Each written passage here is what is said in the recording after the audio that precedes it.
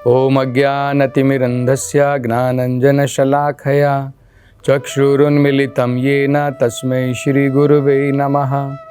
नमो ओम विष्णुपादाय कृष्णप्रेष्ठाय भूतले श्रीमते भक्तिवेदान्तस्वामिन् इति नामिने। नमस्ते सरस्वती देवे गौरवाणी प्रचारिणे निर्विशेष शून्यवादी पाश्चात्य देशतारिणे। जय श्री कृष्ण चैतन्य प्रभु नित्यानंदा श्री अद्वैत गदाधरा श्रीवासादि गौर भक्तवृंदा।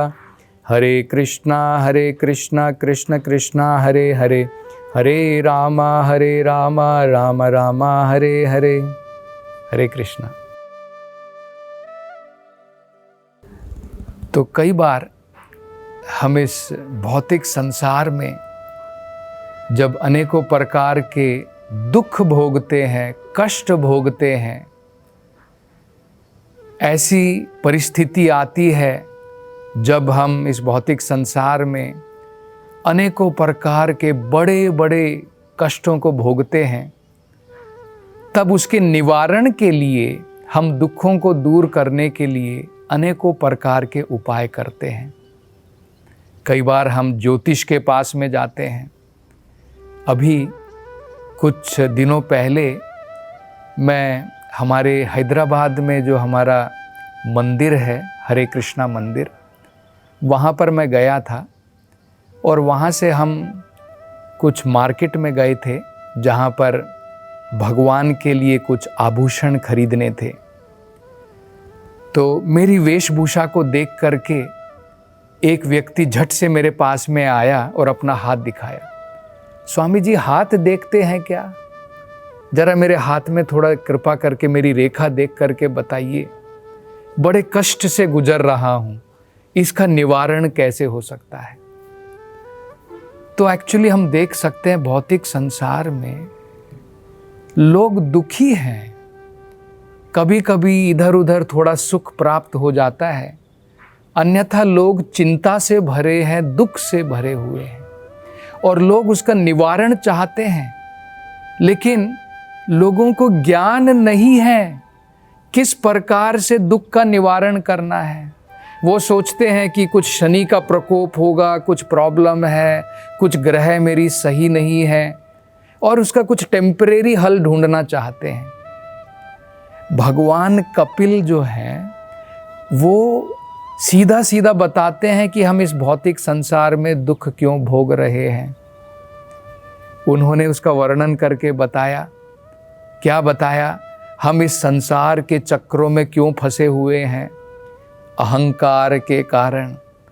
अहंकार मतलब जब हम अपनी ओरिजिनल आइडेंटिटी को भूल गए हैं कि मैं भगवान का सेवक हूँ, मैं भगवान का दास हूँ, मैं आत्मा हूँ, और हमने गलत आइडेंटिटी ले ली है, मैं ये शरीर हूँ, अहंकार के द्वारा। और फिर क्या हुआ? 3 गुणों का प्रभाव, उनके प्रभाव के द्वारा हम भौतिक कर्म करते हैं। कोई अपने देश के लिए काम करता है, समाज के लिए काम करता है, कोई हॉस्पिटल खुलवाता है। ये सब पुण्य कर्म जरूर हैं, लेकिन इन सब कर्मों के द्वारा भौतिक संस्कृति से, इस संसार से, जन्म मृत्यु के चक्र से कोई छुटकारा मिलने वाला नहीं है।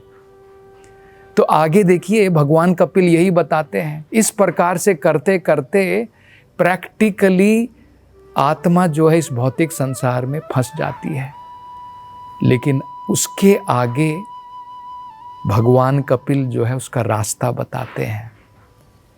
हम इस भौतिक संसार में रहते हुए भी, इस भौतिक संसार में रहते हुए भी किस प्रकार से मुक्त हो सकते हैं 3 गुणों के प्रभाव से, अब ये बताने वाले हैं भगवान कपिल। और उसके लिए बड़ा सुंदर उदाहरण दिया जाता है। कमल का फूल गंदगी में है लेकिन फिर भी गंदगी के ऊपर है, गंदे पानी में है लेकिन फिर भी गंदे पानी के ऊपर है। इसी प्रकार से क्या आप विचार कर सकते हैं, हम भौतिक संसार की गंदगी में रह करके भी, इस शरीर के साथ रह करके भी 3 गुणों के प्रभाव से भौतिक कष्टों से हम मुक्त हो सकते हैं। और ये भगवान कपिल जो है बताने वाले हैं। तो पहले वो बताते हैं किस प्रकार से ये चक्र चलता ही रहता है। वो कहते हैं, देखिए, अर्थे ही अविद्यमाने अपि, मतलब आत्मा इन भौतिक कष्टों से, क्लेशों से, आत्मा इन भौतिक सरकमस्टेंसेस, भौतिक परिस्थितियों से परे है, लेकिन संसृतिर् न निवर्तते, परे होने के बावजूद भी उसका भौतिक बंधन नहीं छूटता है। संसृति न निवर्तते, उसका ये संसार का बंधन नहीं छूटता है। क्यों नहीं छूटता है? उसका मूल कारण वो बताते हैं। ध्यायतो विषयान अस्याः, क्योंकि भौतिक संसार में व्यक्ति का ध्यान, ध्यायतो, उसका ध्यान कहाँ है? विषयों के ऊपर है, भोगने के लिए है। मैं इसको भोगना चाहता हूँ, मैं इसके द्वारा खुशी प्राप्त करना चाहता हूँ, मेरे पास में धन दौलत आएगा उसके द्वारा मुझे खुशी मिलेगी, बंगलो होगा उसके द्वारा खुशी मिलेगी, ये करूँगा उसके द्वारा खुशी मिलेगी, मेरे जब बहुत सारे मित्र होंगे, सगे संबंधी होंगे, मेरा परिवार होगा, इन सब के द्वारा मुझे खुशी मिलेगी। जब तक व्यक्ति का ध्यान इन सब भौतिक विषयों के ऊपर है, इनके द्वारा जब तक वो खुशी प्राप्त करना चाहता है, तब तक संसृतिम न निवर्तते, उसका सांसारिक जीवन तब तक उसका अंत नहीं होगा, उसको कोई मुक्ति की प्राप्ति नहीं होगी। और आगे क्या कह रहे हैं? बड़ा सुंदर उदाहरण देकर के कहते हैं, स्वप्ने अनर्थो गमो यथा, और जैसे व्यक्ति जो है एक्चुअल में उसको कोई प्रॉब्लम नहीं, लेकिन जब वो सपने में देखता है अनेकों प्रकार के दुख कई बार भोगता है। आपने देखा होगा कई बार क्या होता है, देखिए, व्यक्ति सो रहा है और सपने में देख रहा है कि कोई चोर आकर के उसकी गर्दन काट रहा है और भयभीत हो जाता है, पसीने छूटते हैं उसके, कई बार रोता है, आंखों से आंसू आ रहे हैं, कई बार जोर जोर से चिल्लाता है, कई बार सपने में देख रहा है कि वो ऊपर बिल्डिंग से उसने कूद करके आत्महत्या कर ली, ऊपर से गिर गया है, कई बार देखता है कि कोई शेर उसके पीछे भाग रहा है और उसके ऊपर अटैक कर दिया है, कई बार अच्छे सपने देखता है, कई बार बुरे सपने देखता है, लेकिन व्यक्ति का सपने से कोई लेना देना नहीं है, उसका असली जीवन स्वप्न नहीं है।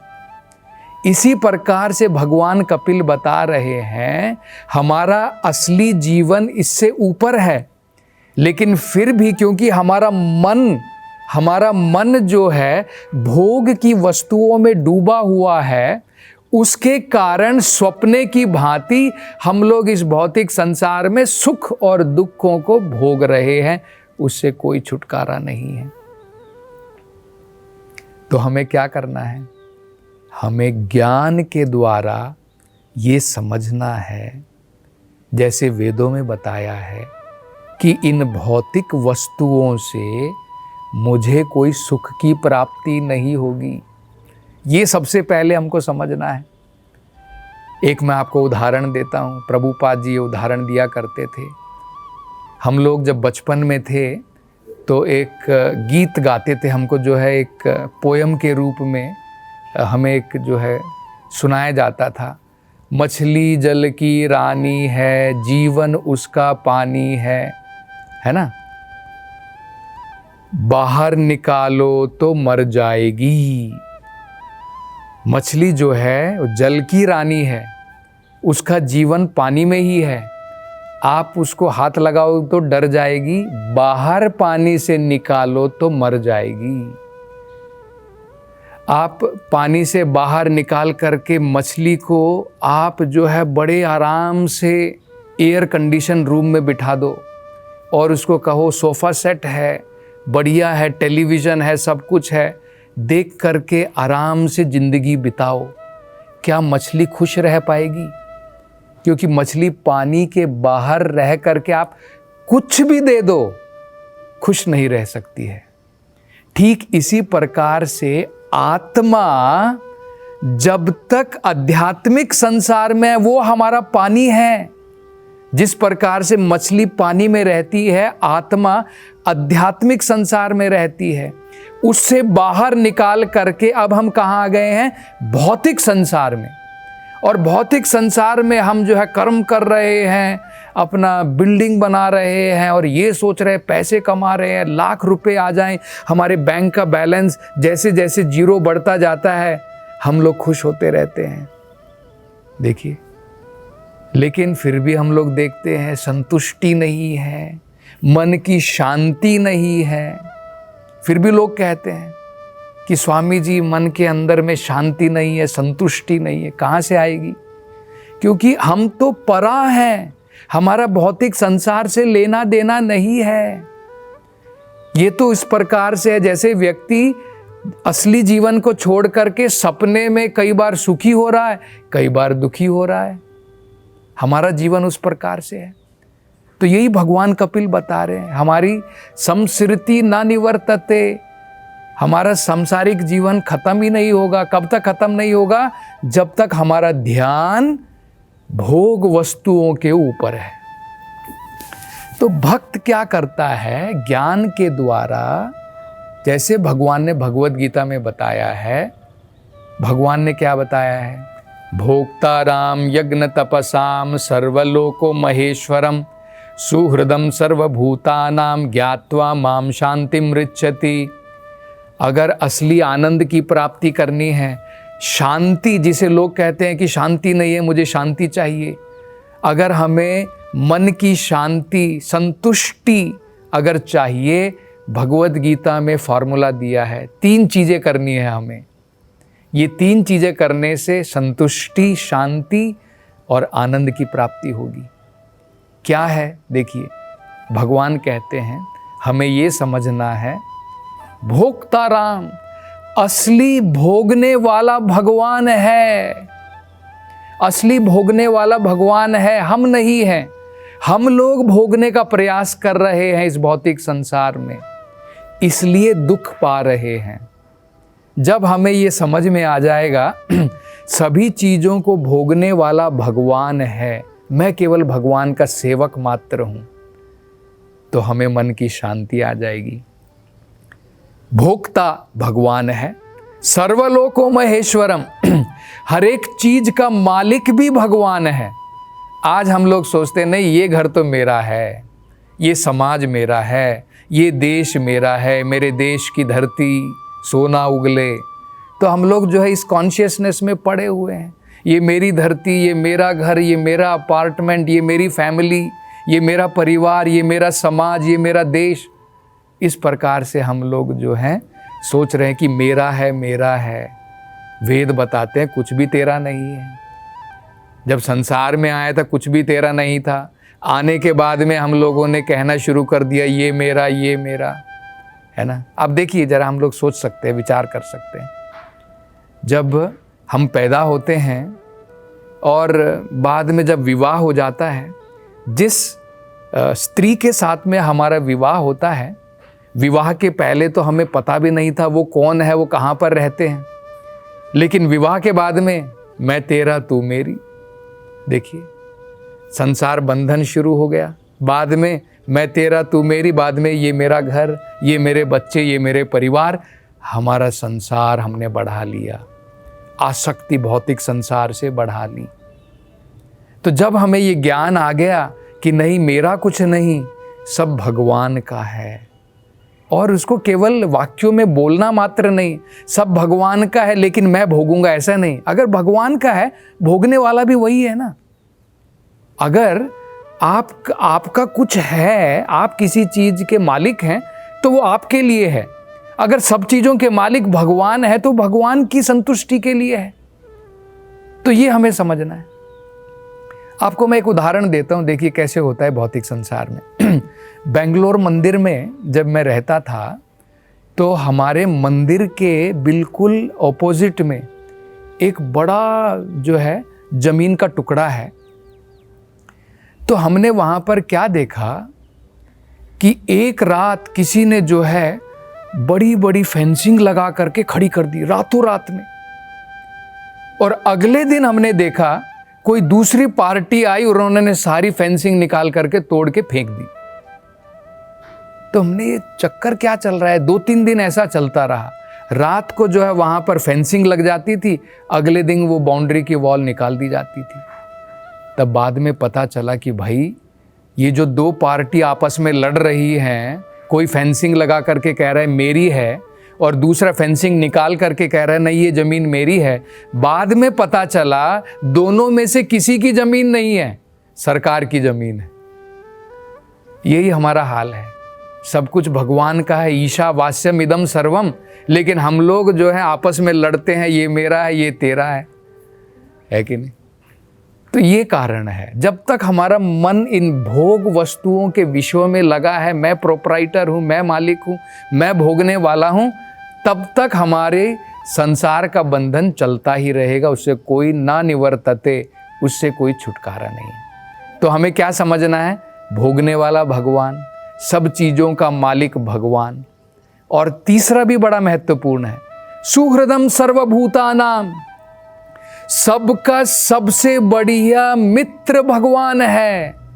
हम लोग सोचते हैं मैं लोगों का मित्र हूं, मैं चैरिटी करूंगा, मैं डोनेशन दे करके तू भूखा है मैं तुझे भोजन खिलाऊंगा, मैं तेरा दोस्त हूं, मैं हॉस्पिटल खुलवाऊंगा, तुम लोग सफ़र कर रहे हो, तुम लोग बीमार हो, तुम्हारे लिए मैं हॉस्पिटल खुलवा करके मैं तुम्हारी सेवा करूंगा। तो वेद बताते हैं कि एक्चुअल में देखा जाए, असल में देखा जाए तो हम किसी के भी इस प्रकार के मित्र नहीं हैं। सबसे बढ़िया मित्र सबका, जो सबकी भलाई चाहता है, 24 घंटे चाहता है। कोई ऐसा मित्र है इस संसार के अंदर में जो 24 आवर 24 घंटे आपके बारे में सोचता है? केवल एक है, परमात्मा जो हमारे हृदय के अंदर में विराजमान है, भगवान है। तो अगर हम लोगों को ये बताएं कि भाई तुम्हारा सबसे बढ़िया मित्र भगवान है, उसके ऊपर डिपेंड रहो, प्रोप्राइटर भगवान है, वही सबका मालिक है, भगवान ही सब चीज़ों का भोक्ता है, ऑटोमेटिकली शांति आ जाएगी, संतुष्टि मिलेगी, आनंद की प्राप्ति होगी। तो अब अगले श्लोक में भगवान कपिल जो है माता देवहूति को बताएंगे किस प्रकार से हमें इस भौतिक संसार में रह करके भी मुक्ति की प्राप्ति हो सकती है। उसकी चर्चा अगली कथा में करेंगे। हरे कृष्णा।